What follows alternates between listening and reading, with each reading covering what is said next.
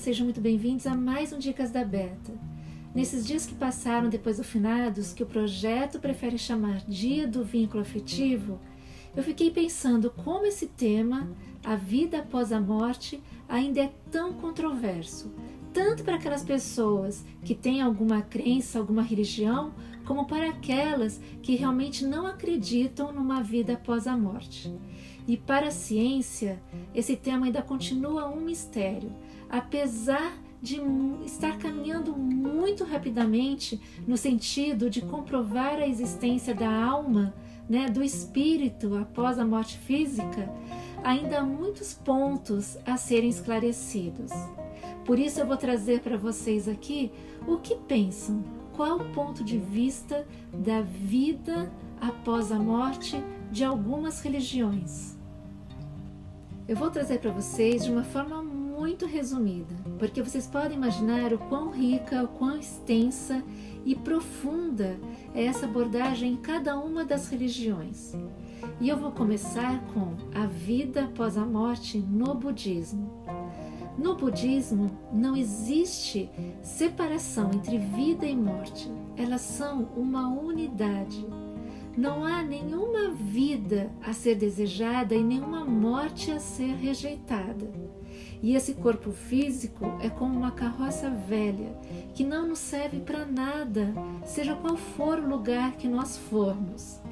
Tem uma vertente tibetana que diz que a nossa consciência precisa cumprir 49 etapas durante 49 dias.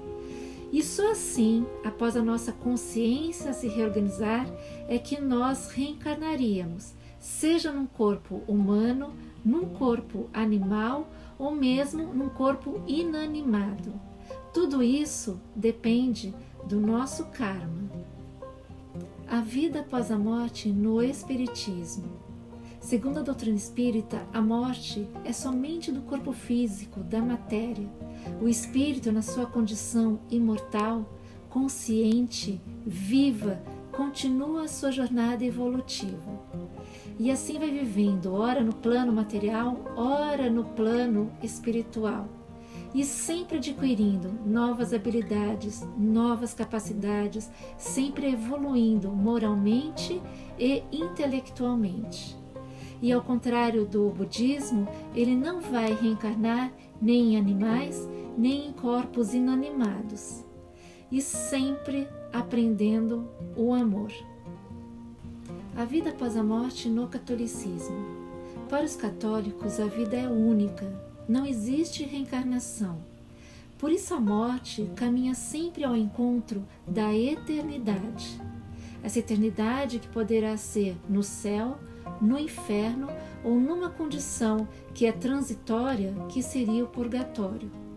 O que vai determinar esse estado mental, esse estado quase de ambiente de céu, inferno e purgatório, é o quanto esse indivíduo se afastou das leis de Deus e o quanto ele se afinou com as leis de Deus, ou seja, o quanto ele foi bom ou o quanto ele não foi bom. E isso vai determinar esse seu destino, que é eterno. A vida após a morte, segundo o islamismo. O muçulmano também não crê na reencarnação. Ele acredita que essa vida é para prepará-lo para a vida eterna. E após a morte, a sua alma ficará guardada até que haja o juízo final, onde será determinado se ele irá para o inferno ou para o céu, o que vai depender do quão fiel ele foi às leis islâmicas, às leis de Alá, que são bastante rígidas. A vida após a morte no judaísmo. São algumas as vertentes dentro da religião judaica, mas todas elas convergem em um único ponto: a crença na existência da alma após a morte. O que as diferencia é que algumas acreditam na reencarnação e outras na ressurreição. Aquelas que creem na reencarnação acreditam que essa alma retornará como membro da família para continuar a sua missão. Já as outras aguardam a vinda do Messias para ressuscitar todos os mortos. Bom, E esse foi o nosso episódio do Dicas da Beta de hoje. Lembre-se, independente da sua religião, que a nossa religião, de nós todos, que nos unifica, seja o amor.